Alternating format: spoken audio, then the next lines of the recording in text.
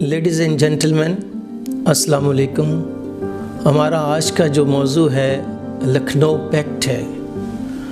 Lucknow packet 1916 کو کانگریس اور مسلم league کے درمیان طے پایا، اور اس میں یہ طے پایا کہ وہ حکومت برطانیہ سے ہندوستان کے لیے کمپلیٹ سیلف رول یا ہوم رول مانگیں گے، اور اس کے لیے دونوں بڑی سیاسی جماعتیں مل کر جدوجہد کریں گی۔ اسی معاہدے میں یہ طے پایا کہ ویٹیج کا جو اصول ہے وہ مرکز اور صوبوں میں وہ دونوں میں اپنایا جائے گا، تاکہ مسلمانوں کو مین سٹریم پالیٹکس میں لایا جا سکے۔ یہ جو معاہدہ ہے، یہ معاہدہ ہندوستان کی جدوجہد آزادی میں اور قیام پاکستان میں بہت اہم معاہدہ گنا جاتا ہے۔ مجھے ذاتی طور پر یہ معاہدہ مجھے لگتا ہے کہ یہیں پہ رک جاتا، کاش ایسا ہوتا، مگر تاریخ جو ہے وہ اپنا دھارا خود مقرر کرتی ہے، اور جو ہسٹوریکل فورسز کو جو ایجنٹس آف چینج ہوتے ہیں وہ اس وقت کے لیڈرز ہوا کرتے ہیں۔ یہ معاہدہ کیوں ہوا، اس کے کیا اسباب تھے، اس معاہدے کو طے کروانے میں کن لیڈروں نے اہم کردار ادا کیا، اس معاہدے کی کیا اہم دفعات تھی، کلازز تھی، پروویژنز تھیں، اور اس معاہدے کے کیا اثرات مرتب ہوئے، یہ آج کے موضوعات ہیں جن پر ہم روشنی ڈالیں گے۔ سب سے پہلے ہمیں دیکھنا یہ ہوگا کہ 1906 میں آل انڈیا مسلم لیگ بنی، اور جب یہ بنی تو وہ کانگریس کو بہت ناگوار گزرا اس کا قیام، اس کے مقاصد، اور انہوں نے اس کے قیام کو انگریزوں کی سازش قرار دیا۔ حتیٰ کہ بعض لیڈروں نے یہاں تک کہا، میرے پچھلے لیکچر میں ذکر کر چکا ہوں، یہاں تک کہا انہوں نے کہ یہ کانگریس کو اور ہندوؤں کو، کانگریس کو خاص کر بیلنس کرنے کے لیے، نیوٹرل کرنے کے لیے جماعت بنائی گئی ہے، اور مسلمانوں کا بھی خیال یہ تھا کہ ہم انگریزوں کے ساتھ وفاداری کا ثبوت دے کر اور ان پر انحصار کر کے ہم اپنی آئینی طریقوں سے جائز مطالبات منوا سکتے ہیں۔ مگر کیا ہوا کہ مسلم لیگ بھی اور مسلمان بھی بتدریج انگریزوں سے بزن ہوتے گئے۔ اس کی بے شمار جو ہیں وہ وجوہات ہیں۔ سب سے پہلے تو کہا جاتا ہے دسمبر 1911 میں پارٹیشن آف بنگال کو انلڈ کر دیا گیا۔ جو تقسیم بنگال 1905 میں ہوئی تھی، 1911 میں اس کا خاتمہ کر دیا گیا۔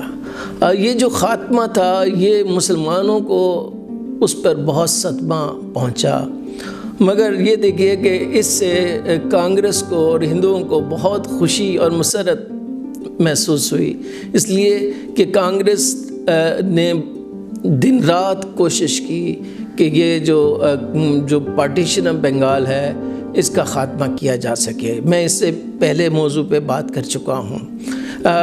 پھر دوسرا جو اہم دھچکا مسلمانوں کو لگا، مسلمانوں سے وعدہ کیا گیا تھا کہ علی گڑھ کالج کو یونیورسٹی کا درجہ دے دیا جائے گا، اور جارج ففتھ جو دسمبر 1911 میں یہاں پر دربار لگا، یہاں پر بڑی امید تھی کہ وہ اعلان کر دے گے علی گڑھ کالج کو یونیورسٹی کے درجے کا۔ اچھا، یہ بھی کوئی عجیب بات نہیں تھی، اس سے پہلے وہ کئی اعلانات برطانوی حکومت کرتی رہی، اور خاص کر ملکہ اور بادشاہ جب بھی چکر لگاتے تھے، لیکن مسلمانوں کے ساتھ انہوں نے کہا کہ جناب 30 لاکھ روپے جمع کر لیں، اور پھر آئین کے اوپر بھی اختلاف تھا۔ سر آغا خان نے سر توڑ کوشش کی، حالانکہ وہ بڑے دولت والے تھے اور با اثر انسان تھے، اس سے پہلے محسن ملک کا فنڈ مقرر ہوا، اس سے پہلے سر سید احمد خان کا خواب تھا کہ علی گڑھ کالج کو ایک یونیورسٹی کا درجہ مل جائے جیسے کیمبرج یونیورسٹی ہے، وہ ویسے ہی خواب دیکھتے تھے۔ اب یہ دیکھ لیجئے کہ جارج پنجب کے اعلان میں جو علی گڑھ کالج ہے وہ کالج ہی رہا، یونیورسٹی نہیں بن سکا، تو وہ کون سے مسلمان اتنے منظور نظر تھے کہ وہ چھوٹا سا کام بھی وہ نہیں کروا سکے۔ ایک اور وجہ جو بہت مسلمانوں کے لیے تشویش کا باعث بنی، پریشانی کا سبب بنی، وہ بلکان وارز ہیں۔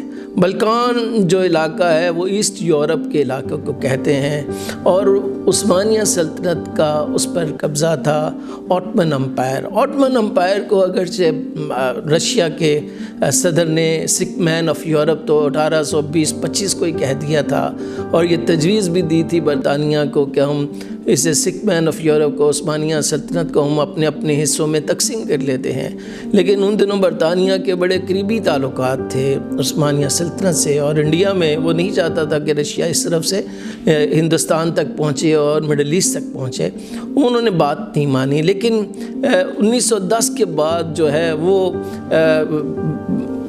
بتدریج جو یہ علاقے تھے، اٹلی تھا، اس نے ترپولی جسے آج ہم لیبیا بولتے ہیں وہاں پر حملہ کیا۔ پھر برطانیہ جو ہے وہ نیوٹرل رہا۔ پھر اس کے بعد برطانیہ اور روس نے آپس میں طے کر لیا افغانستان کو اپنے اسفیئر آف انفلوئنس میں، کہا کہ یہ علاقے میں آپ کی انفلوئنس چلے گا اور اس خطے میں ہمارا چلے گا۔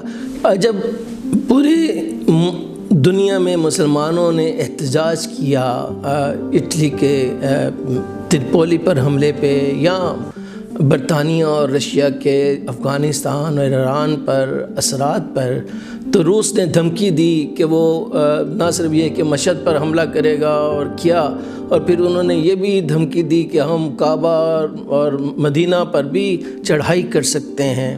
ایسے میں ہندوستان کے جو مسلمان تھے وہ توقع کر رہے تھے کہ حکومت برطانیہ عثمانیہ سلطنت کا ساتھ دے گی اور مسلمانوں کے جذبات کا خیال کرے گی، مگر عثمانیہ سلطنت جو ہے وہ اس وقت روبہ زوال کی طرف جا رہی تھی، اور وہ برطانیہ ان کی کوئی بات سننے کو تیار نہیں تھے۔ شاید وہ خود بھی سبب تھے آٹمن امپائر کے زوال کا۔ اسی دوران کیا ہوتا ہے، کانپور مسجد کہ ایک حصے کو شہید کر دیا جاتا ہے۔ کانپور کے ایک بازار جو کہ مچھلی بازار کہا جاتا ہے، اس بازار میں ایک مسجد تھی، اور وہ وہاں کی میونسپل کارپوریشن چاہتی تھی کہ جو سڑکیں ہیں وہ چوڑی ہوں اور وہ سیدھی ہوں۔ وہ مسجد اور ایک طرف کہا جاتا ہے ایک طرف مندر، وہ دونوں آڑے آ رہے تھے وہ سڑک کو سیدھا کرنے میں۔ چونکہ وہاں پر اکثریت ہندوؤں کی زیادہ تھی، تو وہاں فیصلہ یہ کیا گیا کہ جی جو مسجد کا ایک حصہ ہے اسے گرا دیا جائے اور مندر کو بچا لیا جائے۔ شاید ہندو اتنی جرأت نہ کرتے، یا وہ ابھی اتنے زیادہ کمیونلائزڈ نہیں ہوئے تھے شاید۔ اس پہ انگریز جو مجسٹریٹ تھا اس نے یہ کام کیا، اور جس سے مسلمان جو تھے کانپور کے وہ سڑکوں پر اتر آئے، پھر اس نے انہیں گولی چلائی اور کچھ لوگ شہید بھی ہوئے، جس سے پورے ہندوستان میں مسلمان جو تھے وہ انگریزوں سے نفرت کرنے لگ گئے، اندرونی وجوہات سے اور بیرونی وجوہات سے۔ اسی دوران کیا ہوا، جب جنگ عظیم اول کے بادل سر پر منڈلا رہے تھے، تو ہمارے جو علماء دین تھے، جس میں سب سے بڑا نام علی برادرز کا ہے، محمد علی جوہر اور شوکت علی، اور اس کے علاوہ مولانا ابوالکلام آزاد، اور پھر فرنگی محل کے مولانا فرنگی محل، اور بہت سارے لوگ تھے جنہوں نے تنقید کی حکومت برطانیہ پر۔ خاص کر محمد علی جوہر کے جو اخبارات تھے، وہ کامریڈ اور ہمدرد، یہ وہ اخبارات تھے جنہوں نے برطانوی حکومت کی اور برطانوی تاریخ کی جو صریحاً زیادتیاں کی تھی مسلمانوں سے، اس کو انہوں نے بہت ہائی لائٹ کیا، اور مسلمانان ہند کے جو جذبات تھے عثمانیہ سلطنت کے حوالے سے وہ انہوں نے بڑھائے۔ پھر ہم یہ دیکھتے ہیں کہ جب یہ باتیں ہو رہی تھی تو انگریز جو حکومت تھی ہندوستان کی، ان لوگوں کو انہوں نے گرفتار کر لیا، لیکن گرفتار کیا 1915 میں علی برادرز کو۔ اس سے پہلے وہ انگلستان گئے، انگلستان جا کر قائد اعظم محمد علی جناح سے ملے، انہیں دعوت دی کہ آپ مسلم لیگ میں شامل ہو جائیں۔ پھر 1913 میں مولانا محمد علی جوہر کے کہنے پر قائد اعظم محمد علی جناح مسلم لیگ میں شامل ہوئے اور وہ اجلاس میں بھی انہوں نے شرکت کی۔ اچھا، اسی دوران 1913 میں مسلم لیگ کے ایک اجلاس میں جو کہ میاں محمد شفیع نے ایک قرارداد منظور کی، اس قرارداد میں مسلمانوں نے یہ مطالبہ کیا کہ ہندوستان کو سیلف رول دے دیا جائے، جو کہ 1906 میں آل انڈیا نیشنل کانگریس نے بھی یہی مطالبہ کیا تھا۔ اور یہ مطالبہ کوئی عجوبہ بھی نہیں تھا، جیسے میں نے پہلے بھی اپنے لیکچرز میں عرض کیا کہ وہ برطانوی حکومت نے خود اعلان کیا تھا، جہاں جہاں کہیں بھی ان کی نوبادیات ہیں وہ ان کو سیلف رول دینا چاہتے ہیں۔ یعنی جو ان کو یہ اعتراض تھا کہ شاید یہ انگریزوں کے بہت قریب ہیں، انگریزوں سے آزادی حاصل نہیں کرنا چاہتے، تو شاید وہ بھی ایک جو شک تھا، جو گمان تھا، بدگمانی جو تھی وہ دور ہوئی۔ تو ایسے میں ہم یہ دیکھتے ہیں کہ 1910 کے بعد کانگریس کی لیڈرشپ میں خود بھی تبدیلی آنا شروع ہو گئی تھی۔ مثلا سر ولیم ویڈربرن جو کہ کانگریس کے صدر تھے 1910 میں، وہ سر آغا خان صاحب سے ملے اور انہوں نے کہا کہ یار کیوں نہ دونوں بڑی سیاسی جماعتیں مل کر ہم آپس میں بات چیت کریں اور انگریزوں سے زیادہ آئینی حقوق حاصل کریں۔ اسی ضمن میں مختلف نشستیں بھی ہوتی رہیں۔ اس نشستوں میں یہ بات باور ہوتی رہی کہ کیسے جو دونوں پارٹیوں کے درمیان اختلافات ہیں وہ دور کیے جائیں۔ تو جیسے میں نے کہا کہ جی ایک تو پارٹیشن آف بنگال کینسل کر دی گئی یا نل کر دی گئی 1911 میں، تو کانگریس کو ایک جو بڑا دھچکا لگا تھا تقسیم بنگال کی صورت میں، اور ہندوؤں کو جو لگا تھا وہ دور ہوا۔ دوسرا یہ کہ جب مسلم لیگ نے یہ کلاس شامل کر لی، آبجیکٹیوز چینج کر لیے، سیلف رول کا مطالبہ کر دیا، تو وہ سیلف رول کا مطالبہ بھی انہوں نے یہ لکھا ساتھ سوٹیبل ٹو انڈیا، گویا انہوں نے اپنے جو علیحدہ جو آئیڈینٹی ہے، اپنے ذاتی جو کمیونٹی کے مفادات تھے اس کو نظر انداز نہیں کیا۔ اس میں میاں محمد شفیع کا بڑا رول ہے، پھر قائد اعظم محمد علی جناح کا بھی رول ہے۔ پھر اسی طرح جب ہم دیکھتے ہیں کہ جب جنگ عظیم اول کا آغاز ہوا چاہتا تھا تو دونوں پارٹیاں اور ان کے لیڈر مل رہے تھے، سوچ رہے تھے کہ کیسے برطانوی حکومت پر دباؤ ڈالا جائے۔ تو محمد علی جناح جو کہ کانگریس کے بھی لیڈر تھے 1906 سے، جب وہ مسلم لیگ کے ایک ممبر بن گئے تو پھر انہوں نے ایک پل کا رول ادا کیا، اور ایسے میں گوپال کرشن گوکھلے، سروجنی نائیڈو اور مسز اینی بیسنٹ اور بہت سارے لیڈرز یہ تھے جو چاہتے تھے کہ برطانیہ سے زیادہ سے زیادہ مراد حاصل کی جائے، اور یہ ممکن ہی نہیں تھا کہ دونوں سیاسی جماعتیں دباؤ نہ ڈالیں اور انہیں مل جائے، تو یہ ان کا خیال تھا۔ تو محمد علی جناح کی کوششوں سے 1915 میں اور 1916 میں مسلم لیگ اور کانگریس کے مشترکہ اجلاس ہوئے، اور پھر ایک کمیٹی بنائی گئی۔ اس کمیٹی نے سفارشات پیش کیں، ان سفارشات کو لکھنؤ دسمبر 1916 میں دونوں سیاسی جماعتوں نے منظور کر لیا۔ جب وہ منظور کر لیا اسے معاہدہ کہتے ہیں، پیکٹ، لکھنؤ پیکٹ 1916 اسے بولا جاتا ہے۔ اب یہ دیکھنا پڑے گا اس کی کیا اہم جو کلازز تھی، پروویژنز تھی، وہ کیا تھی۔ ریفارم سکیم یا مین کلازز آف دا پیکٹ وہ کیا ہیں، وہ میں جلدی بولوں گا، وہ آپ جانتے ہی ہیں، پھر اس پر تبصرہ بعد ازاں کروں گا میں۔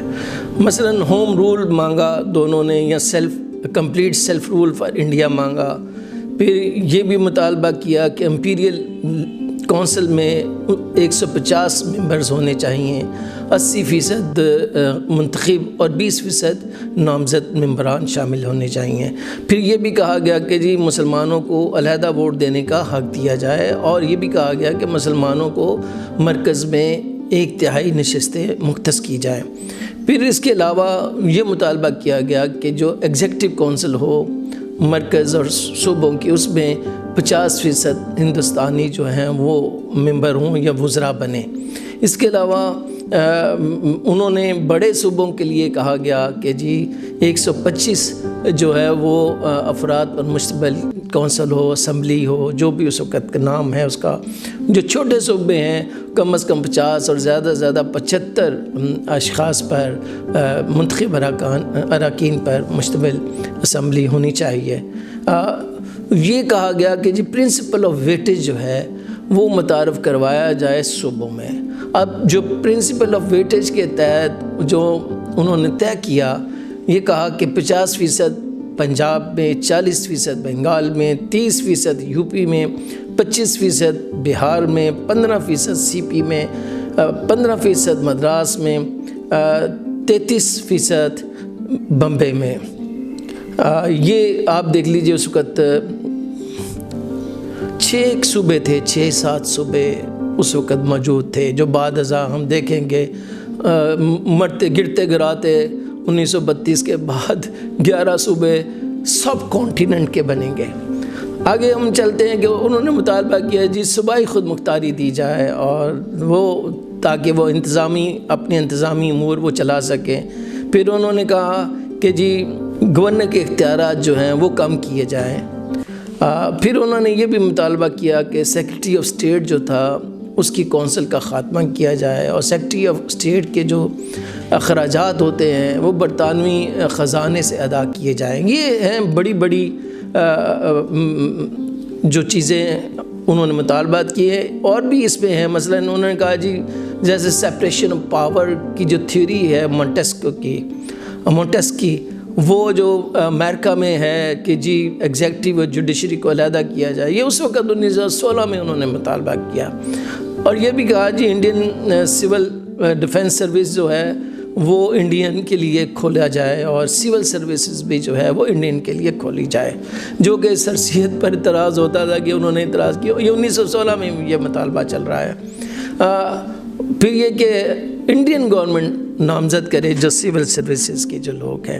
اب بڑے اہم مطالبات تھے جن پر، اور وقت تقاضا بھی تھا کہ یہ مطالبات کیے جائیں۔ اب ہم اس کی اہمیت کو دیکھتے ہیں کہ کیا اہمیت ہے، سگنیفیکنس کیا ہے۔ سب سے پہلی جو پاکستان کے لیے سگنیفیکنس ہے اس کی کہ جی مسلمانوں کو ایک علیحدہ ووٹ دینے کا حق مل گیا۔ اچھا، یہ شروع ہوا سر سید احمد خان کے زمانے سے۔ 1896 میں انہوں نے ایک خط لکھا تھا، ایک یادداشت لکھی تھی وائس رائے کو، جب 1892 کا ایکٹ آ گیا تھا کہ جی جب ہمیں ہندوستان میں ایک انتخابات کا اصول نافذ ہی ہو گیا ہے تو کیوں نہ مسلمانوں کو مسلمان ہی چنیں۔ پھر اسی طرح شملہ وفد میں بھی مین مطالبہ یہی تھا ان کا، اور پھر مسلم لیگ کے جو مطالبات تھے ان میں بھی یہ شامل تھا۔ 1909 میں جو کہا جاتا ہے یار یہ دیکھیں جی یہاں پر ہندو قومیت کے ٹکڑے ہو گئے اور دھرتی ماتا کے ٹکڑے تقسیم بنگال سے ہوئے، اور ہندوستان جو قومیت کی بنیاد پر تقسیم ہوا 1909 میں مارلیمنٹ آف آرمز میں، وہاں پر صرف 7 لوگ، تقریباً 7 لوگوں مرکز میں مسلمانوں کو منتخب کرنے کی، علیحدہ ووٹ دینے کے اختیار سے موقع ملا تھا۔ اب یہاں پر انہوں نے یہ مطالبہ کیا ہے کہ سیپریٹ ڈیٹ، گویا گوپال کرشن گوکھلے جیسے جو بیلنسڈ آدمی، امپارشل اور روشن خیال آدمی تھے، ان کے اثرات سے یہ بات آگے بڑھی ہے۔ اسی طرح جو مسلم لیگ کو 1906 میں کانگریس مان نہیں رہی تھی، انگریزوں کی پیدا کردہ جماعت دے رہی تھی، 10 سال کے اندر انہیں احساس ہو گیا کہ دنیا بھر میں 2 جماعتیں، 2 بڑی سیاسی جماعتیں، جہاں کہیں بھی جمہوریتیں ہیں وہاں ہے، تو کیا فرق پڑتا ہے کہ اگر مسلم لیگ بھی ایک سیاسی جماعت ہو، ٹھیک ہے وہ ایک کمیونٹی کی نمائندگی کر رہی ہے، تو اس کمیونٹی کو آپ سائیڈ لائن کر کے آگے نہیں بڑھ سکتے، اور یہ بڑی اچھی اپروچ تھی میں سمجھتا ہوں۔ اب یہ دیکھیں جس کو ambassador of Hindu Muslim unity کہا گوپال کرشن گوکھلے نے کہا، سروجنی نائیڈو نے کہا، اور بڑے لوگوں نے انہیں خطابات سے نوازا، وہ ان کی خدمات کے عوض ہی یہ سارا کچھ ہوا تھا۔ میں اس پہ کیا تنقید کروں، میں سوالوں جوابات کا جب آئے گا تو میں پھر اس پر بات کروں گا۔ جی سوال کیجیے۔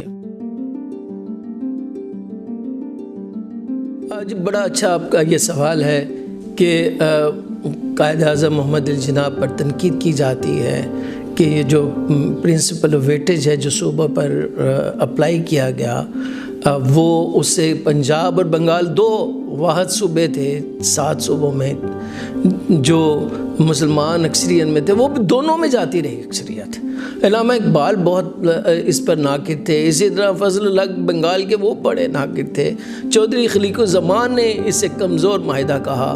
لیکن میں عموماً بچوں کو یہ کہتا ہوں یہ کوئی سیاسی جو ہے وہ معاہدہ ہے، سیاسی معاہدے میں جو ہوتا ہے وہ کچھ لو والا ہوتا ہے، یہ کوئی پروین شاکر والا کہ اس شرط پہ کھیلوں گی پیار کی بازی والا یہ کام نہیں ہے کہ ہر صورت میں جیت آپ ہی کی ہوگی۔ تو جناح کے نزدیک اس وقت صوبے اہم نہیں تھے، اس وقت ہندوستان کی آزادی اہم تھی، اور یہ کہ مسلمانوں کو ایک علیحدہ قوم کے طور پر منوانا اور 2 جماعتوں کو ایک ہم خیال بنانا وہ سب سے اہم تھا۔ وہ بعد میں دیکھیں گے کہ جو جناح تھے وہ انہوں نے اپنی جو انہوں نے 7 کہہ لیجیے غلطی کی یا ان سے غلطی کروائی گئی، وہ اس کی اصلاح کرنے کی کوشش کریں گے، مگر کانگریس نے 7 غلطی نہیں کی تھی۔ کانگریس کو پتہ تھا کہ 2 ہی وہ صوبے ہیں جہاں پر مسلمان اکثریت میں ہیں، ان صوبوں سے ان کی اکثریت کا خاتمہ کیسے کیا جائے۔ وہ جو بڑا رولا ڈالتے تھے، بڑے احتجاج کرتے تھے، جی تقسیم بنگال، وہ جی قومیت زبان اور کلچر کو ملا بھی دیا تو انہیں پتہ چلا کہ بنگال میں ابھی بھی 52-53% تو مسلمان اکثریت میں ہیں۔ تو گویا جب بھی صوبائی اسمبلیوں بنیں گی تو مسلمان اکثریت میں آئیں گے، تو ان کے کانسیپٹ تو بڑے کلیئر تھے، ان کی پولیٹیکل ویژن اور وزڈم وہ جو ہے 1916 میں 5 سال بعد ہی پتہ چل گیا، جو نہیں یقین کرتے تھے کہ یہ تقسیم بنگال کے خلاف جو ہنگامہ آرائی ہے اس کے پیچھے اصل سبب کیا ہے۔ تو وہ لکھنؤ پیکٹ پڑھ لے تو انہیں سمجھ آ سکتی ہے۔ اب آگے چلتے ہیں کہ جی وہ جو ہوم رول قومیت پرستی کا جو آپ نے ذکر کیا ہے، بھئی ہوم رول اس وقت یہی تھا کہ صوبائی سطح پر ہمیں اختیارات مل جائیں۔ ان کے نزدیک کوئی ویژن یہ نہیں تھی کہ ہندوستان ابھی چھوڑو، اور الزام لگا دیتے ہیں کبھی کسی پہ وہ قوم پرست تھا یا قوم پرست نہیں تھا۔ ابھی آپ کتنے قوم پرست تھے اور آپ خود کتنی خود مختاری چاہ رہے تھے۔ ابھی تو آپ منتیں کر رہے ہیں کہ 80% صرف ہمیں منتخب اراکین کو آنے دو اور 20% خود لے لے۔ یہ ہوم رول کا آپ کا تصور تھا، اور آپ چل پھرتے ہیں کہ جی وہ دیکھیں جی ہندو قوم پرست تھا، مسلمان نہیں تھا، سکھ نہیں تھا، بس آپ ہی تھے، باقی تو کوئی تھا ہی نہیں۔ تو قوم پرستی کا اس وقت معنی ہوم رول تک ہی تھا، یہ سیلف رول تک ہی تھا، اور اس میں سب شامل تھے، کانگریس بھی شامل تھی، مسلم لیگ بھی شامل تھی۔ تو لہٰذا قوم پرستی کو ذرا دوبارہ سے ری وزٹ کر لیجئے۔ What is the nationalism and who was the nationalist? At this point both parties, both communities were nationalist۔ اس لیے کوئی بڑا نیشنلسٹ یا کم نیشنلسٹ، اور اس نیشنلسٹ اور یہ جو پیکٹ کروانے میں جن نے رول ادا کیا وہ قائد اعظم محمد علی جناح تھے اور گوپال کرشن گوکھلے تھے، اور جو ہندو جو متوازن ذہن لیڈر تھے انہوں نے رول ادا کیا، اور جو کہ بہت اچھی بات تھی۔ اب سوال یہ ہے کہ انگریزوں نے جو آپ نے سوال کیا، انگریزوں نے اسے کس حد تک آنر دیا؟ انگریز جنگ جاری تھی، ہندوستان میں بڑی تعداد سے فوج میں لوگ شامل تھے، اور وہ ہر صورت میں ہندوستانیوں کو راضی رکھنا چاہتے تھے، ناراض نہیں کرنا چاہتے تھے۔ لیکن جیسے ہی جنگ کا خاتمہ انہوں نے تیور بدل لیے، لیکن بدلنے کے باوجود انہوں نے بہت ساری دفعات جو تھی وہ بے شک نہیں مانگنی انہوں نے لکھنؤ پیکٹ کی، مگر انہوں نے چند جو کلازز تھی وہ مونٹیگو چیمسفورڈ ریفارمز میں انہوں نے اس کو شامل کر لیا۔ جیسے پہلی دفعہ صوبوں کو انہوں نے ایگزیکٹو کونسل دی، اور 50% کچھ لوگ یعنی ٹرانسفر پاور اور ریزرو پاورز کے تحت لوکل لوگوں کو وزیر بھی بنایا، اور پھر یہ کہ امپیریل کونسل بھی اور پروونشل اسمبلیز کو انلارج بھی کیا، پاورز بھی زیادہ دی۔ گویا پیکٹ کے اثرات مرتب ہوئے، مگر سب سے اہم اثر تو یہ ہوا کہ جو کانگریس اور مسلم لیگ دونوں کا حسین امتزاج ہوا، اور یہ امتزاج جو ہے اس کا نتیجہ یہ نکلا کہ 1916 سے لے کر 1922 تک کانگریس اور مسلم لیگ ایسے ہی جڑی ہوئی تھی۔ ہر سال دونوں جماعتوں کے سالانہ اجلاس ایک ہی جگہ ہوا کرتے تھے۔ دونوں سیاسی جماعتوں کا ایک ہی نقطہ نگاہ تھا، اور منزل بھی بظاہر ایک ہی تھی کہ ہوم رول لینا ہے۔ اگر رولٹ ایکٹ کے خلاف اکٹھے ہوئے تھے تب اکٹھے تھے، جب بائیکاٹ کیا مانٹیگو چیمسفورڈ ریفارمز کا تو دونوں اکٹھے تھے، جب خلافت موومنٹ کا آغاز ہوا تو دونوں اکٹھی تھی۔ تو اور یہ جو پیریڈ ہے، حتیٰ کہ آئی ایچ قریشی جیسے، جن کا مسلم اسٹرگل فار انڈیا بک ہے، ان جیسے قوم پرست ہسٹوریوگرافر نے یہ بولا ہے کہ یہ ہنی مون کا پیریڈ ہے، اور شاید انہوں نے لفظ مس کر دیا کہ یہ لو میرج 1916 میں جو کانگریس اور مسلم لیگ کے درمیان ہوئی ہے، جیسے میں نے شروع میں کہا تھا، کاش ایسا ہی ہوتا کہ یہ لو میرج جو ہے وہیں پہ ہندوستان ساکت ہو جاتا، اور یہ لو میرج جو ہے وہ کامیاب رہتی۔ مگر لو میرجز اور یہ پولیٹیکل پیکٹس ہوتے ہیں، اس میں بہت سارے عوامل مجبوراً اکٹھا کرتے ہیں، کچھ عوامل عقلی طور پر ملنے کو کرتے ہیں۔ اب دیکھنا یہ ہے کہ بے وفائی کون کرتا ہے، اور کانگریس یا لیگ، کیا کانگریس مسلم لیگ کو مسلمانوں کی نمائندہ مانتی رہے گی؟ کیا کانگریس مسلمانوں کو ایک علیحدہ وہ قوم کے مانتی رہے گی؟ کیا کانگریس مسلمانوں کے علیحدہ ووٹ دینے کے حق کو تسلیم کرتی رہے گی؟ کیا کانگریس مسلمانوں کو جو سینٹر میں ویٹیج دیا تھا اسے مانتی رہے گی؟ نہیں، کاش ایسا ہوتا۔ 1916 سے لے کر 1947 تک کی تاریخ یہ ثابت کرے گی، جو ہم آگے جا کے آپ سے بات کریں گے، اور بڑی تکلیف سے یہ میں کہہ رہا ہوں، اور کچھ نہیں کرے گی، یہی کرے گی کہ اس لو میرج کو کتنی جلد اور کتنی کرویلٹی کے ساتھ اس کی روح اور اس کے مادے کو کیسے ختم کیا جائے۔ Thank you very much.